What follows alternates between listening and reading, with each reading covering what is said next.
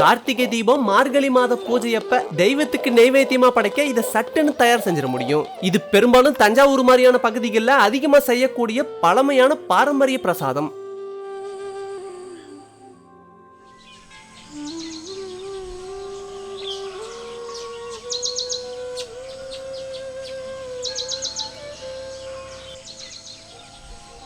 தேங்காய் திரட்டிப்பால் பண்றதுக்காக 50 கிராம் பாசிப்பருப்பு, 20 கிராம் பச்சரிசி ரெண்டையும் இப்ப நல்லா வறுத்து எடுத்துக்குவோம்.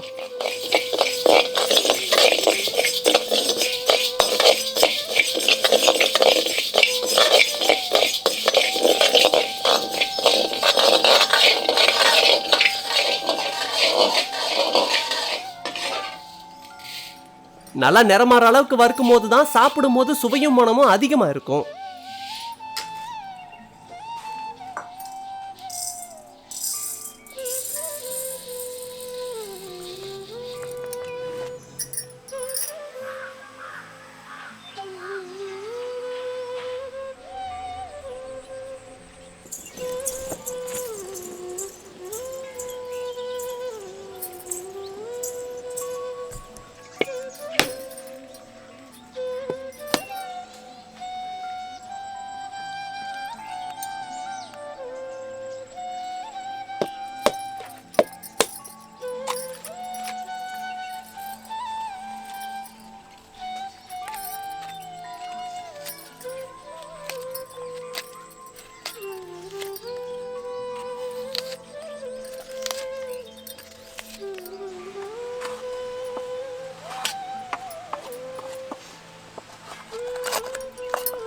நாங்க 2 தேங்காயை உடைச்சு நோண்டி பருப்பு சேர்த்துக்கிட்டோம். அது கிட்டத்தட்ட 500 கிராம் அளவு இருந்தது. அது கூடவே வறுத்து வச்சிருந்த பாசி பருப்பு பச்சரிசி சேர்த்து நல்லா அரைக்க ஆரம்பிச்சிருவோம்.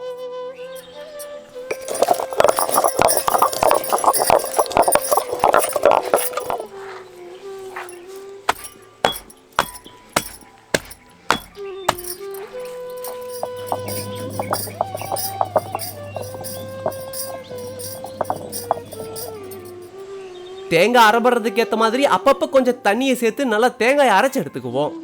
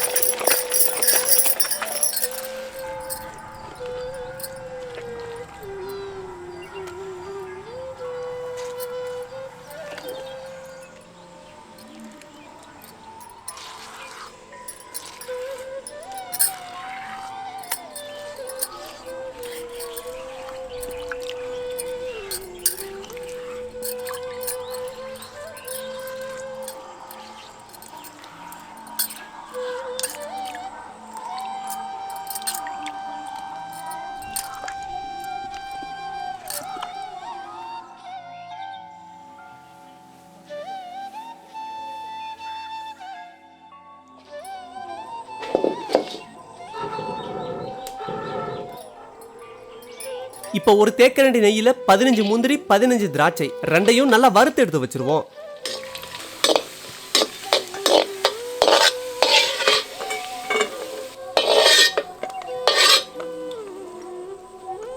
முந்திரி திராட்சை வறுத்த நெய்யிலேயே அரைச்சு வச்சிருந்த தேங்காய் பருப்பு சேர்த்து நல்லா கிளறி விட ஆரம்பிச்சிருவோம்.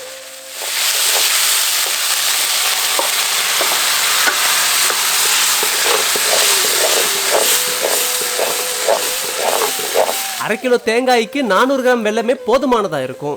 நாங்க பொடியாக்கி வச்சிருந்த 400 கிராம் வெல்லத்தையும் சேர்த்து கிண்ட ஆரம்பிச்சிட்டோம்.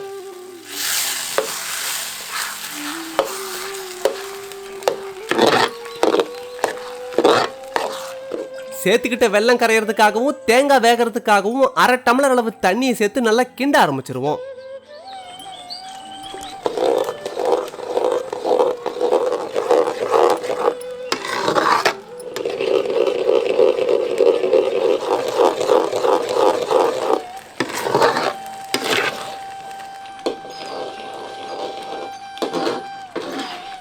தேங்காய் நல்லா கட்டியாகி அடி பிடிக்கிற மாதிரி இருக்கும் போதெல்லாம் ஒரு தேக்கரண்டி நெய்யை சேர்த்துக்குவோம்.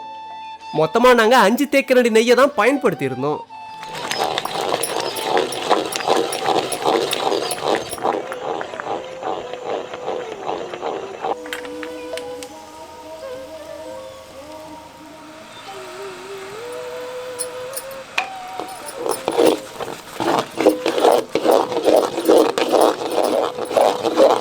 தேங்காய் சட்டியோட ஒட்டாம கிண்ட முடிஞ்சாலே சரியான பதம் வந்ததா அர்த்தம்.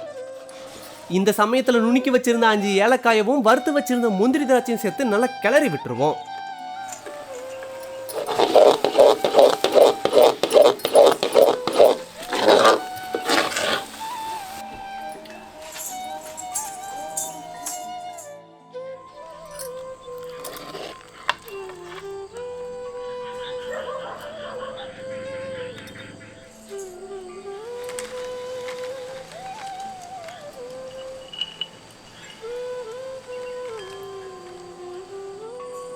சுவையான தேங்காய் திரட்டிப்பால் இப்ப சாப்பிட தயாராயிடுச்சு.